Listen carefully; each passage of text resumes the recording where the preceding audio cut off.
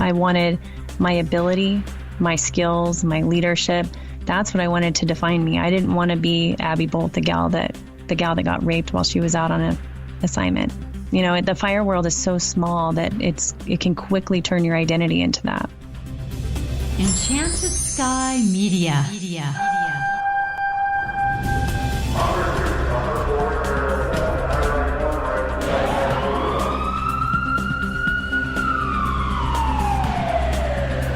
From the Enchanted Sky Studios in Prescott, Arizona, this is Code 3, the Firefighters Podcast, hosted by award-winning journalist Scott Orr.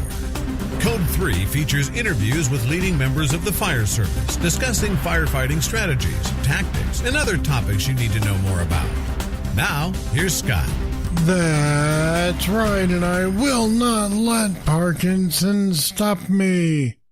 Thank you for joining me again here on Code 3. This is the show for and about firefighters. We're informing and entertaining members of the fire service, just like you, from coast to coast. Battalion Chief Abby Bolt was a 22-year veteran firefighter in the U.S. Forest Service. She quit last month, posting a version of her resignation letter on the internet. In it, she says a, quote, toxic dynamic of leadership which made my job, which was my life, a complete misery, end quote, was behind her resignation. Abby said the usual response to repeated complaints about bullying and other mistreatment was that she could leave if she didn't like it. After she filed a gender discrimination complaint in 2014, the harassment increased, she said. Anonymous notes began to show up in her mailbox, telling her that she was an example of why women didn't belong in firefighting. An investigation by management went nowhere. Some people may find it hard to believe that this behavior still goes on, but at least in the U.S. Forest Service, it apparently does. Abby was a District Assistant Fire Management Officer on the Kern River Ranger District of California's Sequoia National Forest. And joining me now to discuss her experiences is Abby Bolt. Welcome to Code 3. Thanks for having me. I really appreciate it. Take me back to your early days as a Forest Service firefighter. Why did you join them? Well, I actually, I grew up surrounded by the forest. So I grew up on a ranch that is bordered by federal land, BLM and Forest Service. And I just kind of by default fell into wildland firefighting. I mean, I was surrounded by it for my whole life and then started going to college, and I actually just had some space to fill in some college credits, and I saw a wildland fire class and it sparked my interest. And once I took that class, I was off to the races, never looked back. So you didn't actually grow up wanting to be a firefighter. You were just sort of immersed in it. Yeah, I didn't. I knew because I loved competitive sports. I loved teamwork. I loved softball, volleyball. Those were kind of my two go-tos. And, I wish that I could just play competitive team sports my whole life, and fighting fire seemed to be the closest thing to that. Because once I really got the bug, and then I started talking to some friends about like, how do I get into this? There just happened to be a position available on a local hotshot crew. And I was told that you should never rookie on a hotshot crew, and they never take rookies. But I just shot in the dark and went in for an interview. They happened to have a position open, and I rookied on a hotshot crew. Moved on as a seasonal firefighter and helicopter repeller. And so I worked with them for a little while, and then decided to keep going and moved up to Montana, and that's where I got my first permanent job with the Forest Service, was actually on the Bitterroot National Forest in Montana, and progressed there and decided I wanted to keep venturing out, because in your younger years, you can take those adventures, you can travel, you can just throw in for a job wherever sounds cool. And I took the next job in South Dakota basically on a whim as well. Way back in the day, when you would put in your application, you could put 9 locations to choose from. And I had filled out 8 of those, and I had a 9th slot, and I couldn't decide what to put in there. And I saw Black Hills National Forest as a selection. And I just remember I really liked Black Hills Gold. So I marked the box, not even really knowing where that was at.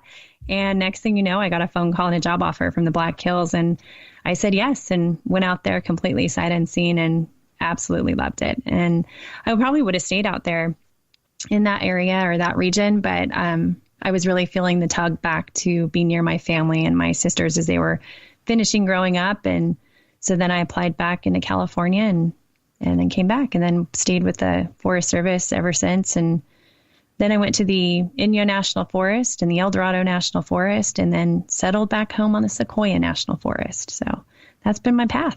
So you were a hotshot your first year. What was that like?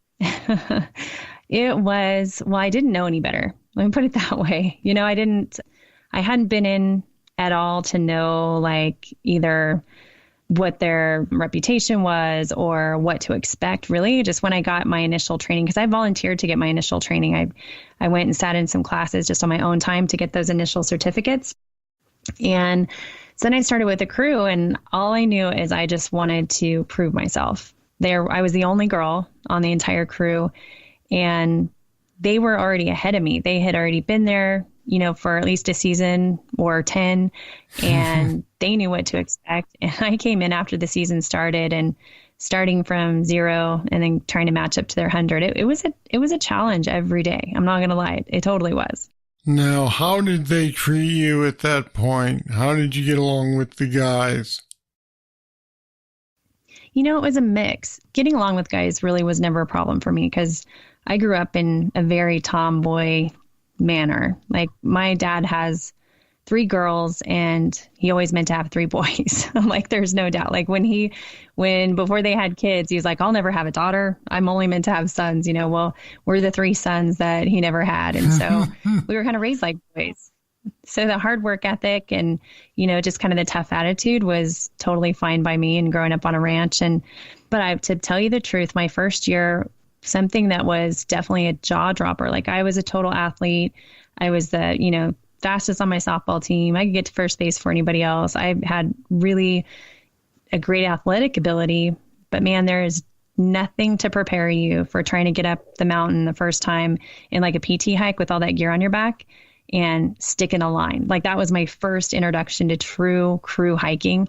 And that was a big eye opener. So it was a challenge. And then the captain on the crew or the foreman, he basically told me, he's like, okay, you're new here. You have 2 weeks to make it by this time to the top of the mountain or you're out.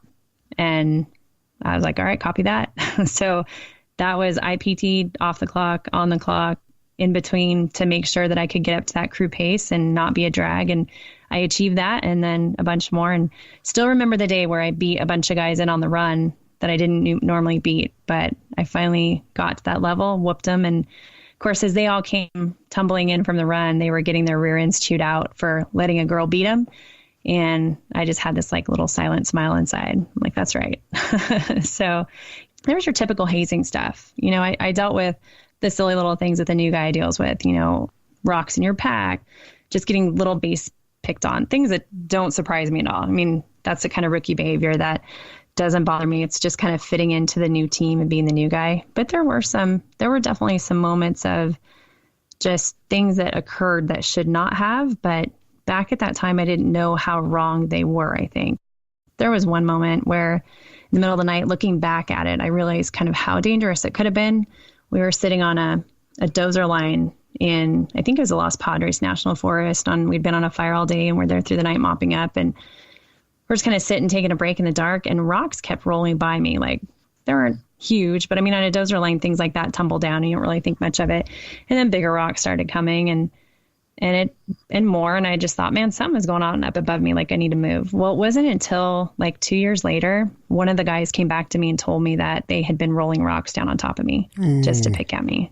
And I didn't even know. There's a lot of things that I didn't have my eyes open to until way later, but that gave me a foundation. Like no matter, that challenge is fine. I loved the buggy life and I loved going out to fires and I loved being a hot shot and I loved all the hard work to it enough to where I knew that that's something I wanted to do and that I couldn't wait to come back. And, when my first year, when I had my exit interview for the season and left, I was open with them. I mean, I was 19 years old and told the guys there, the soup and the two captains, I said, look, I'm not one of those girls, but I'm going to tell you right now, if one of those girls does show up on your crew, she's going to have something to sue you about.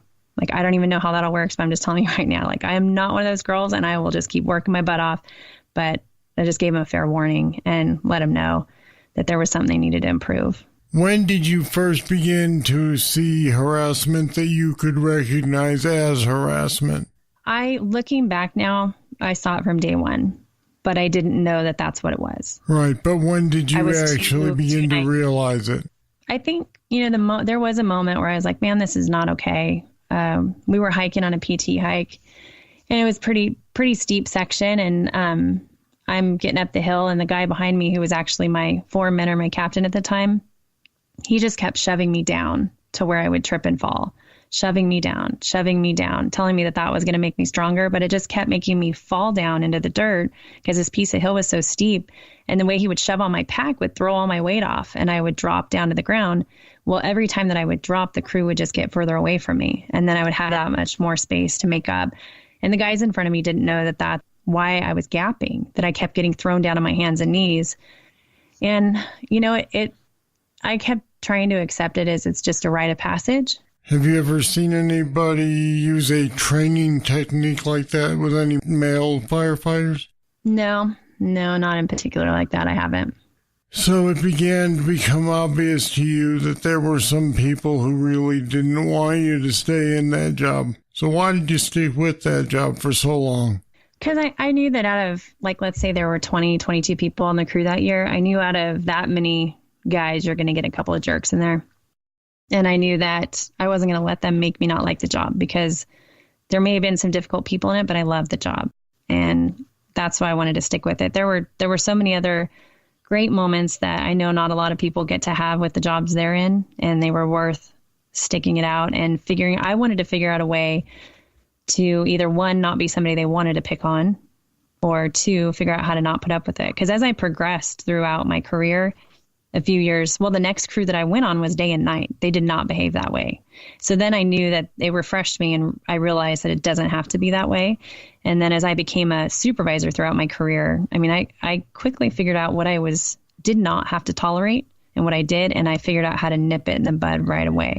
Now, in 2012, you were sexually assaulted by a firefighter who was not with the Forest Service while you were on assignment in Colorado, but you didn't report it to your supervisors.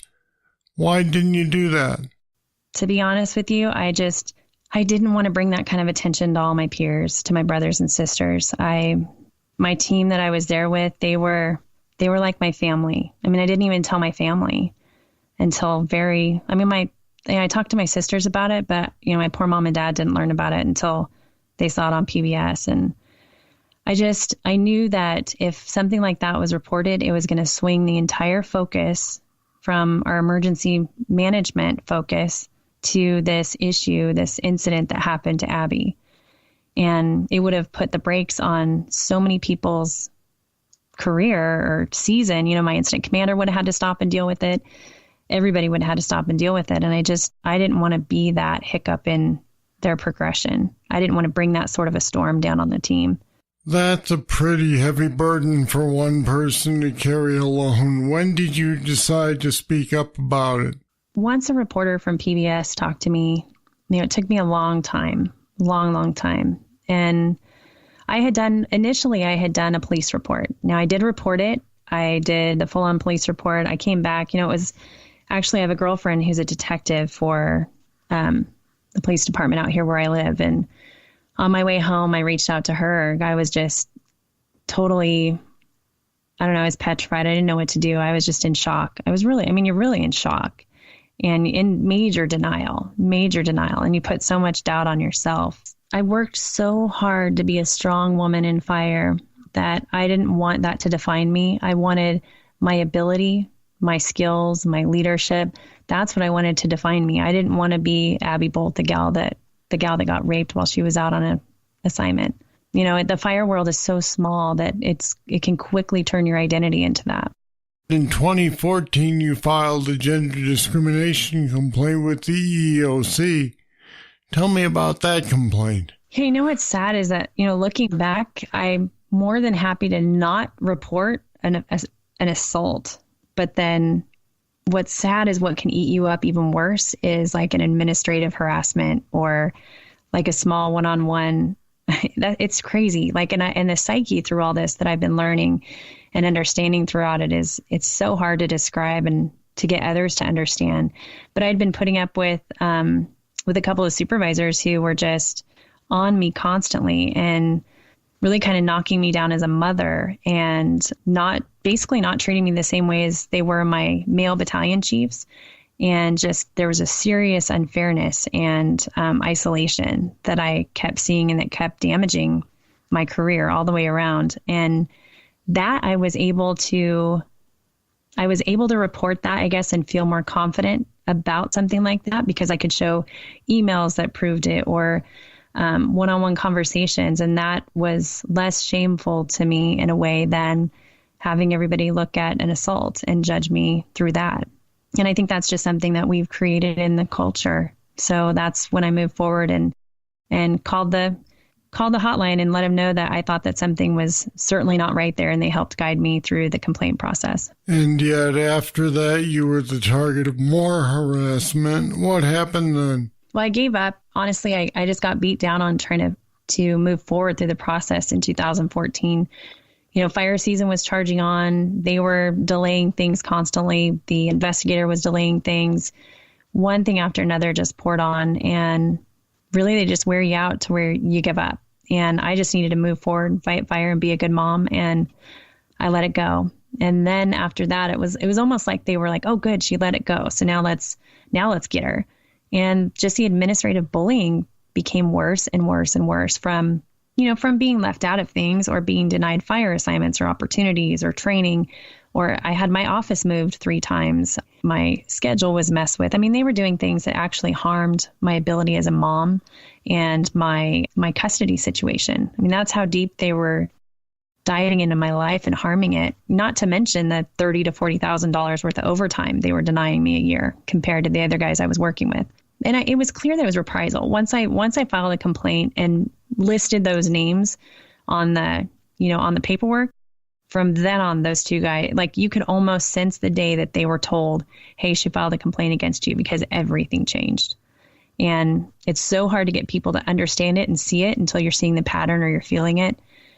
Employees would come up to me and tell me that they saw it, that they knew it was happening, but they were too afraid for their own either reputation or their worry about getting picked on to officially say anything about it. Well, you clearly love the job, although maybe not the people in charge of the job. What was the final straw that caused you to resign after all this time? I have worked for, there's no doubt, I have worked for some amazing leaders. So the people that I've worked for during the job, I would say that have 98% been top-notch people. And throughout my career, if I did work for someone that wasn't top-notch, I was able to, move on or transfer away from them on my next step. So I knew that was coming. And the kicker on this situation is I moved back to my hometown. This is where I grew up. This is where I decided to settle back. I went out and gained experience and came back to be near my family.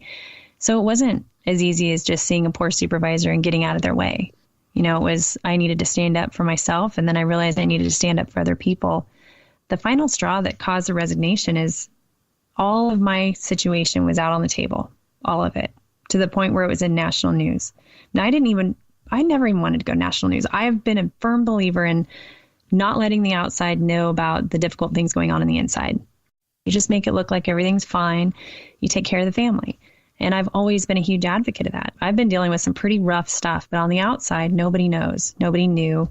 I still sang the Forest Service mission and wore my green really proud. But there started to be just a time where I didn't feel proud to put on my shirt anymore.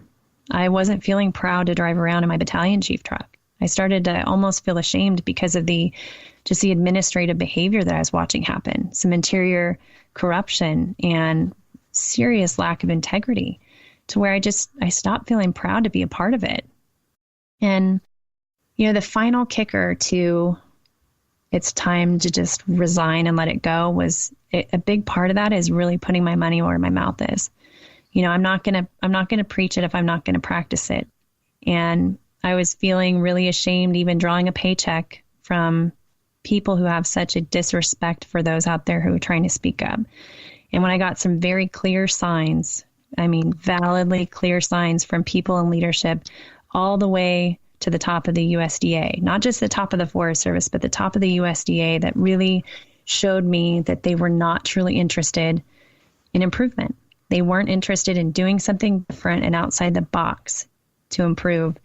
And I kept seeing so many top leaders or managers not being truthful in many ways, whether it was verbal, email, press, whatever it was, not being truthful and being supported. I couldn't be a part of that anymore. Now, you resigned with an open letter, although I understand that the one the public has seen is not exactly the same as the one you sent internally. What's the reaction to that open letter been like? Nothing has made my heart swell more than that. I got hundreds, if not into the thousands, of replies from people across the nation, from the Forest Service, also from outside agencies. Basically, the common theme was, thank you for saying what we need to say, what we want to say. Thank you for explaining, or calling out the agency on all the things where they're failing their people. I couldn't believe some of the emails I got, and I was in tears so often, and I'm still getting them in replies. I've gotten them from people who aren't even in the agency, like someone that'll say, my husband forwarded this to me. Thank you for doing this. Or my sister sent this to me and she's been struggling so hard there with the agency. Thank you for saying something that will hopefully make things better for her. And that's been the response. Now, as far as the agency, they haven't even sent me anything to acknowledge my resignation. So as far as you know, you're still on their rolls. Oh, no, I'm pretty sure they shut me all out of that. I haven't gotten a paycheck. That's fair enough. They definitely figure out how to turn it off. But, I thought I would have like some confirmation letter or something to say like, thanks for being with us. Here's all the ways to close out your stuff with HR or something like that. But no, it's been sheer crickets as far as that goes. Well, now, since then, you've started a website called Up in Flames and a podcast called Her Brotherhood.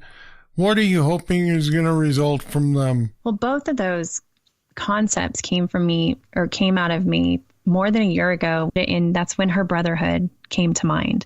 I knew I wanted to do something to get the stories about women. My story right then had been, she's been dealing with harassment and assault and da-da-da-da-da. And for my whole career, I didn't want that kind of stuff to outweigh my strengths and my ability to fight fire and lead in the fire service.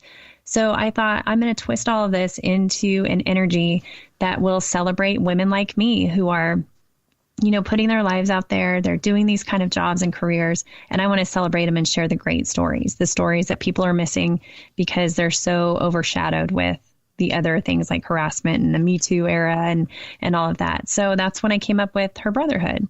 All these careers where women work with primarily men, because there's nothing better than a whole bunch of brothers. It's awesome to have a whole bunch of brothers on your team watching out for you. When the PBS thing came out, and I was terrified of that, as soon as that got released, I just got a landslide of calls and a reach out on social media from the men in the fire service that I've worked with all these years to show their support. And I knew that my brotherhood was still strong, and it showed me that it was stronger than I even knew that it was. And I valued that so much. And that's where I came up with the brotherhood theme, and it's Her Brotherhood. A lot of people call it, oh, well, we've got a sisterhood and all this stuff, but really the baseline of the camaraderie in it and the team feeling in it, it's the brotherhood, or brotherhood is the definition of that is feeling like you're a part of something.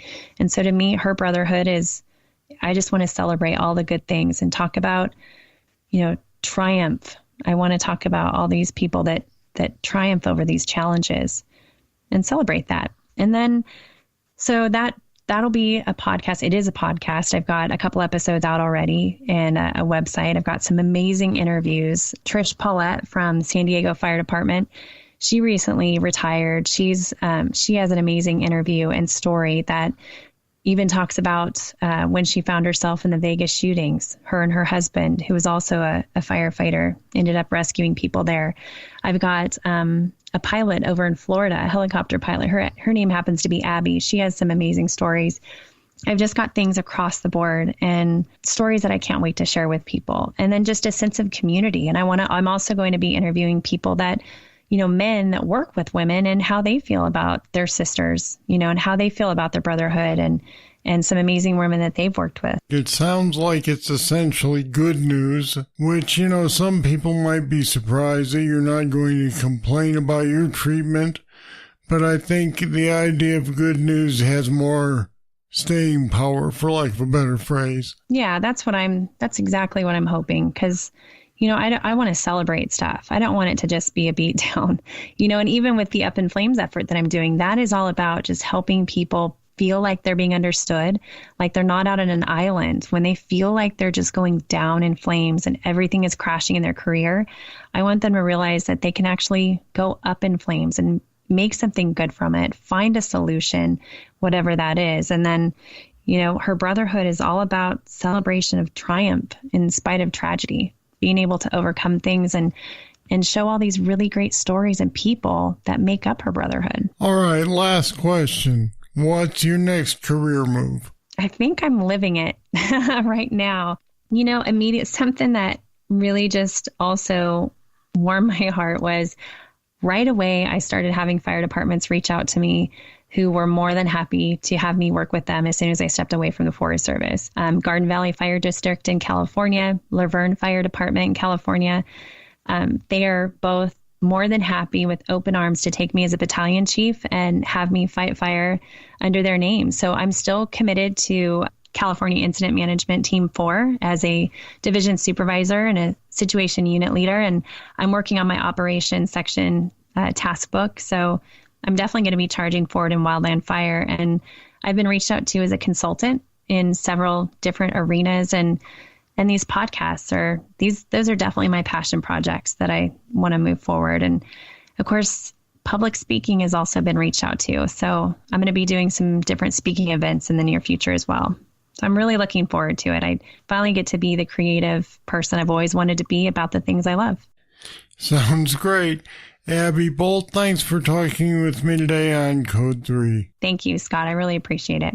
And we put some more information about Abby's efforts to end gender discrimination on our website at code3podcast.com/resignation.